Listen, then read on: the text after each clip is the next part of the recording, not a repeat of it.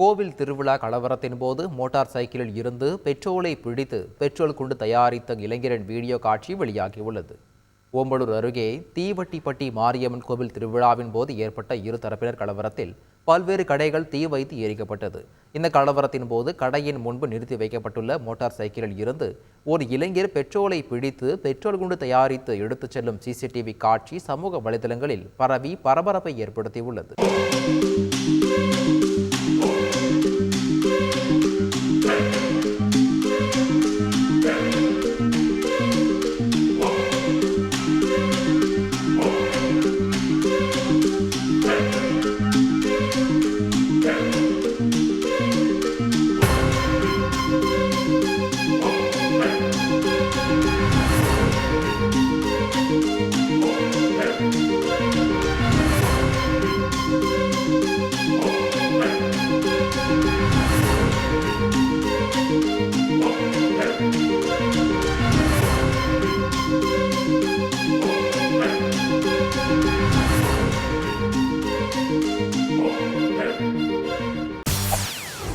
செய்திகளை உடனுக்குடன் தெரிந்து கொள்ள உடனே சப்ஸ்கிரைப் பண்ணுங்க.